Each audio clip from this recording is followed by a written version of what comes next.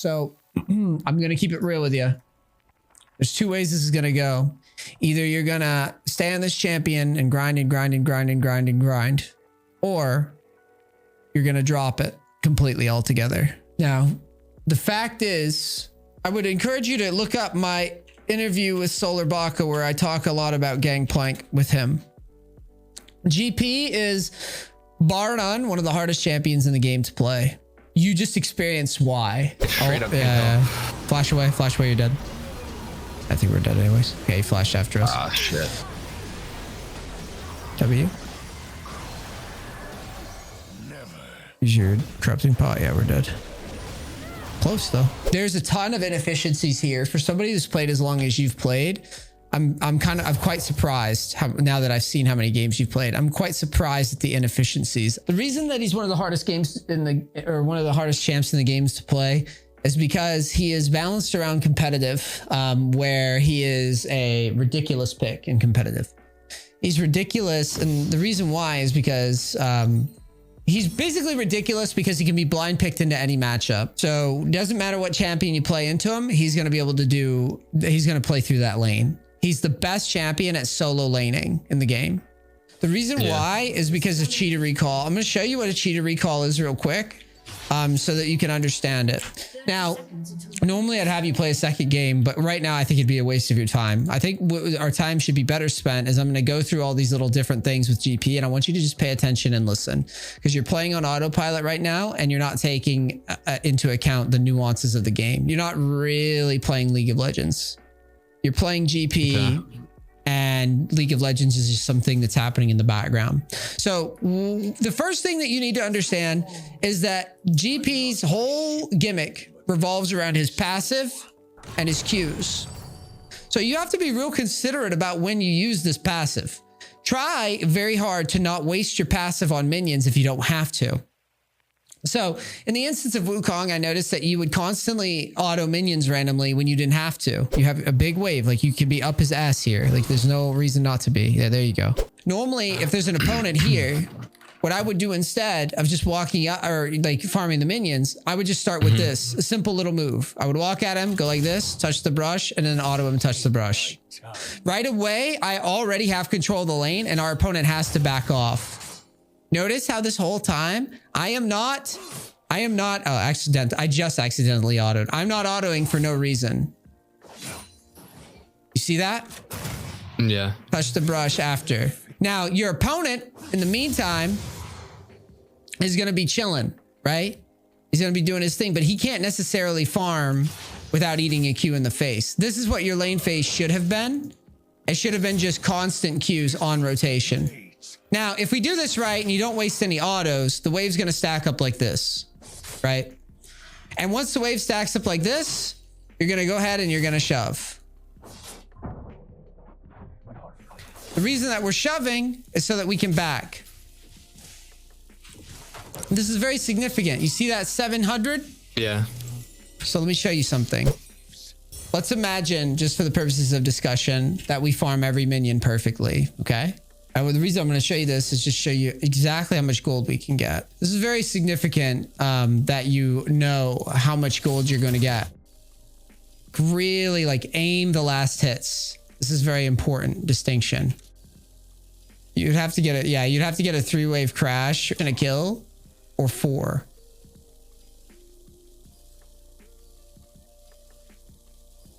So don't shove here. Just wait for one more then.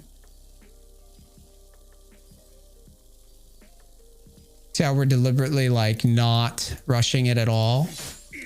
Yeah, you're waiting for the next wave, right? Yeah.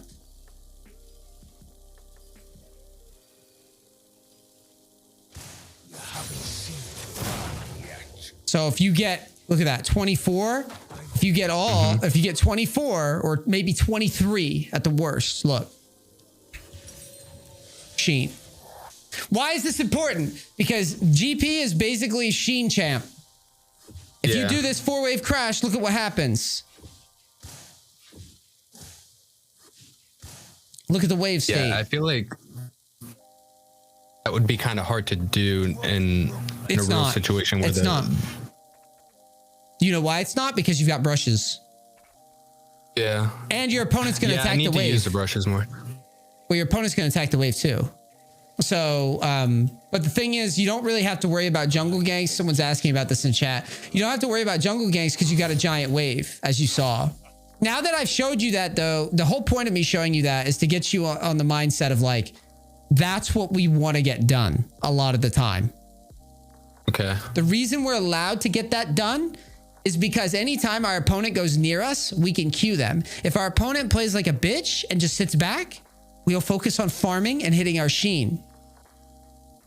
The thing about League that a lot of players don't understand is that League is repeatable if you're actually thinking about what your goal is and sticking to it.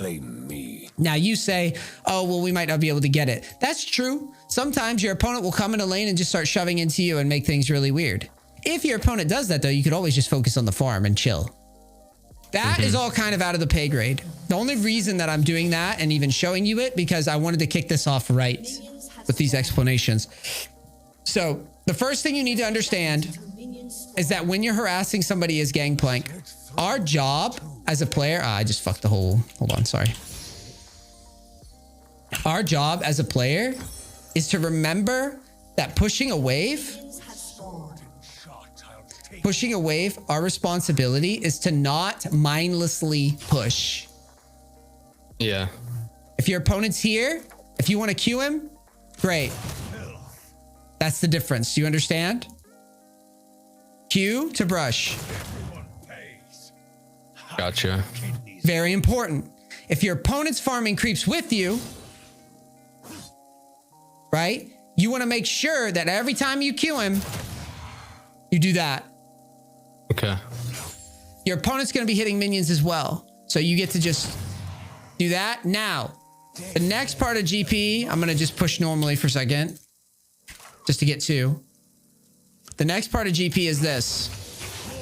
Barrel on your head and just kind of play within this framework of the barrel. Do you see how I'm constantly standing still? Ooh, didn't mean to cancel my autos. You see how I'm standing still?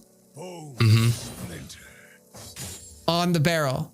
If your opponent aggresses you, you're ready to just go like this, right? Or if your opponent aggresses you, say you're facing Wukong, he jumps to you, you're standing here, right? So if he jumps to you, immediate, as soon as he jumps to you. The problem is when you were playing against the Wukong, so if I get rid of the minions for a second, if you're playing against the Wukong and you're playing GP, we get some more levels so this moves a little faster for the purposes of discussion. Mm-hmm. You're playing GP, you'd be standing like this near him. Or you would walk like this near him. Barrel down quick. Back away, he'll jump to you. Back up. I hate that. Okay. Yeah, don't fall for that. I used to that. You can't. You have to do this. You can't do anything else. The other thing is you click wild. You click like this constantly, everywhere. You have to be snappy about it or he kills you, basically.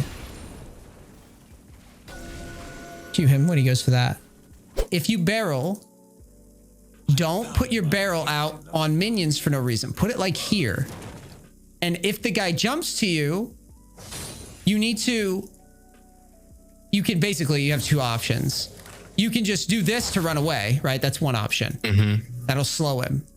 Option two, if he jumps to you, this is a perfectly standard option too. If he jumps to you, like say he jumps in or clones in or whatever, you Q auto run. See that? See how snappy? Show you again. Q auto run. See how I'm clicking straight like a minion. This is a very important distinction. You can't do what you were doing, which is fight it out. Careful, you're walking right up to him. Ooh, you're out of line. Yeah, he might kill you for that. Damn it. But you're just out of line. You're standing too close. You're not allowed. Wukong, Jax, Renekton, Fiora, Aurelia. I'm trying to think of other examples of champions where this all applies. Darius.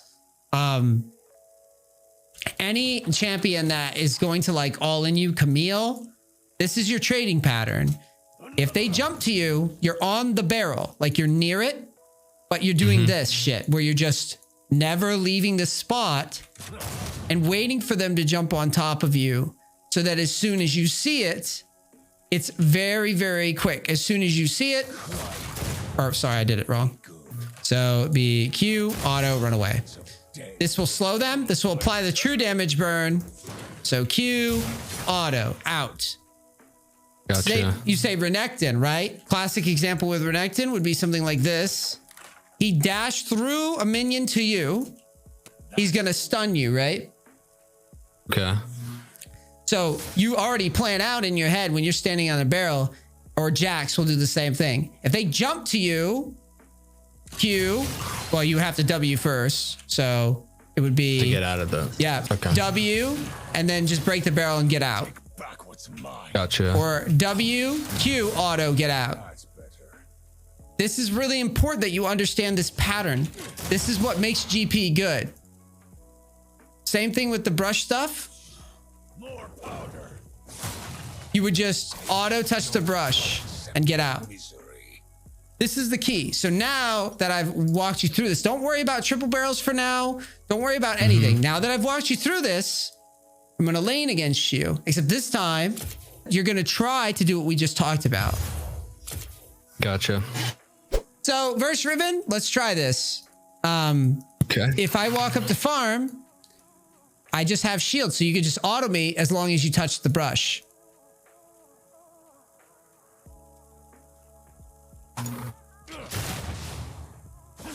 See, I eat late because I'm bad. Are we rushing our autos? Looks like we are. Remember, we want to try to build that full...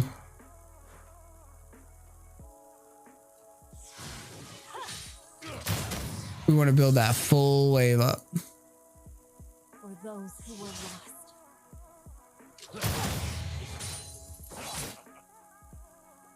And this is the matchup, by the way. It's really boring.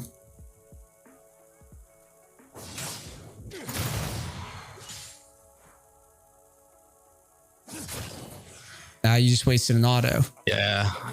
So you're going to be moving the wave a lot faster than you would like.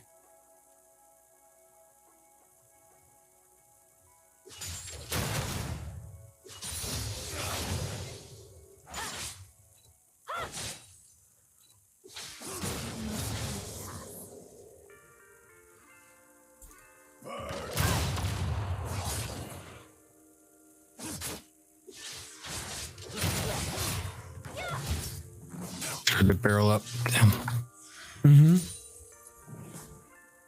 So there. At this point, I would recall, right? A recall would be okay here, but not great because you didn't get the whole wave under. See? Gotcha. Because you pushed it awkwardly. Oh, I see. I see what you mean. Okay. So you have to choose either you want a 3-wave or a full wave crash. Like a 4-wave crash.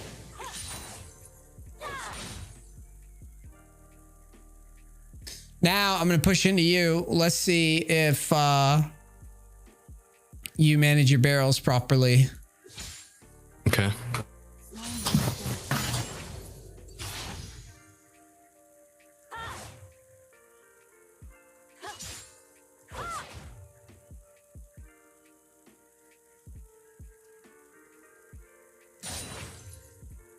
My hands are stained.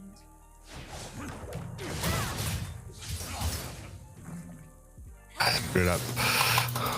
It's all right. All right. More powder. They've crossed the line. Riven's Okay, no so joke. I need to make sure my queue is ready before I do that. Because if you keep putting it out there like that, Yeah. My spirit is not it gets scary really quick. Yeah. Another.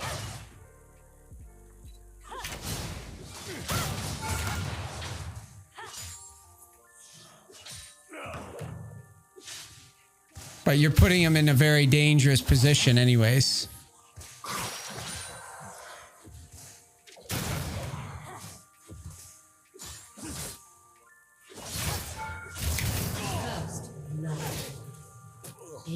Now, the key with this is understanding that it's a mind game. The key is you need to get into the mindset of like, you know that I'm jumping to you, because what's happening is you're placing barrels in front of me in my face. I'm going to challenge you on those. Like, good players just going to go in and challenge you on the barrel like that over and over and over and over and over. Thankfully, you won't have to deal with good players being confident like ever. But I'm trying to show you that like, if you don't set that barrel more defensively versus these opponents, they're just going to exploit and just go right at you and put you in a really tough spot to where either you hit it or you don't. And if you don't, you're dead. And if you do, they just run away. But do you understand? Yeah, I just got to like figure out, because sometimes I'm like tunnel vision on either farming or just like kind of like poke at the enemy champion. Keep it in. Stop trying to kill the champion and keep those positions. Yeah.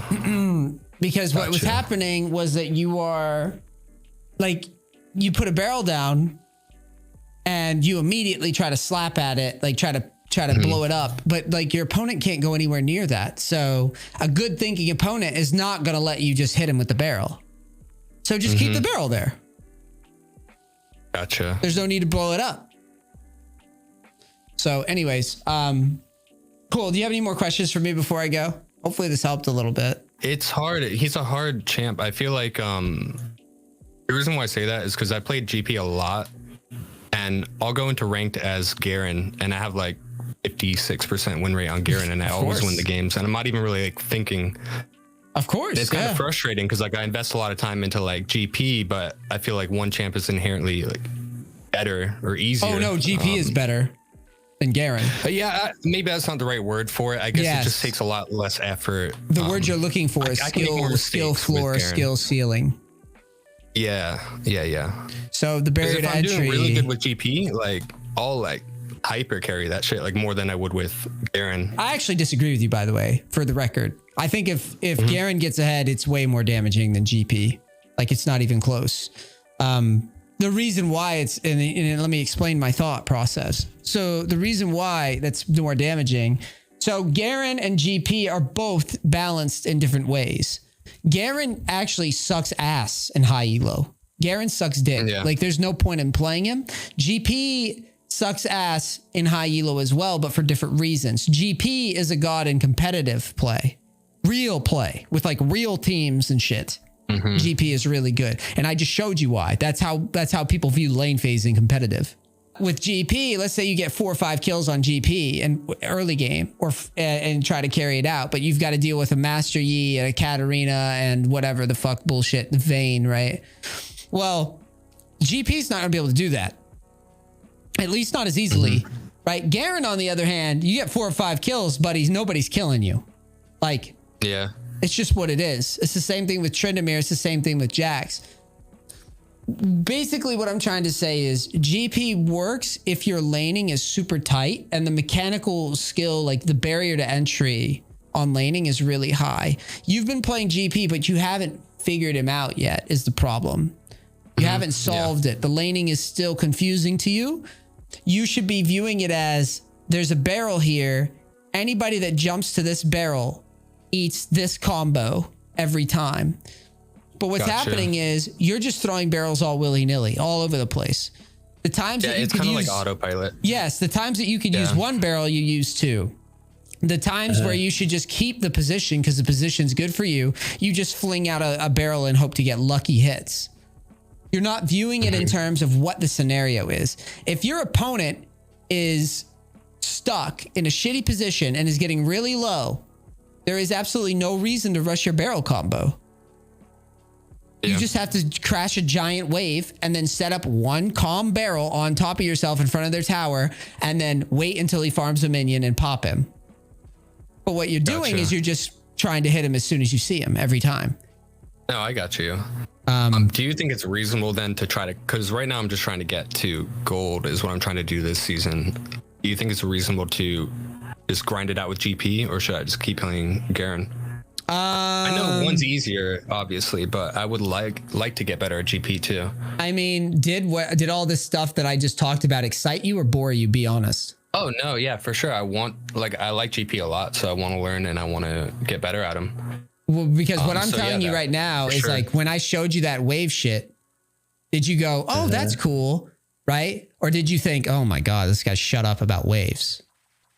No, I get it. Like, I understand how like wave management and like, especially decision making is like such a big thing. Because especially with if this it's champ. because you're gonna, the only person that can decide whether or not if you've got the stomach for it is you. Like, because I'll tell you right now, like I'm watching you play it. I don't think you can do it. However, if you love the champion, if you're passionate about the champion, and I mean, you bought a coach, so obviously that tells me that you want to get better at it.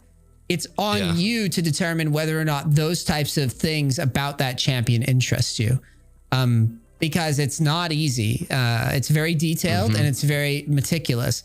Now that you've just seen it, I'd recommend once you go into your, because you can see my screen, I would literally just do this. I'd go in here and I would type Solar Baka and I would go to his match history and I would, even his losses, like I don't really give a fuck. Like it just, I guarantee you watch his first like wave, like his first lane phase, he's going to be doing something particular. Basically, he's the best, GP in terms of wave manipulation and just general gameplay. There you go. Very simple. Just keep grinding. The way I would start is I would start by trying to manhandle people early while slowly pushing the wave, like as slow as possible. Gotcha. It's going to be near. If you ever get a sheen back on your first 4 waves, consider yourself a god because it's very hard. You've got to get like, you basically got to hit all but 3 minions. On the first 4 waves is hard. And start with that. And then, I mean, I think it's possible to make gold, but again, you're going to have to start grinding and take it a lot more seriously than you have been because you're not, like I said, you're not playing chess yet with it. Got it? Gotcha. All right, man. Thank you so much for doing this. Appreciate it. Yeah, thanks. All right. Bye-bye.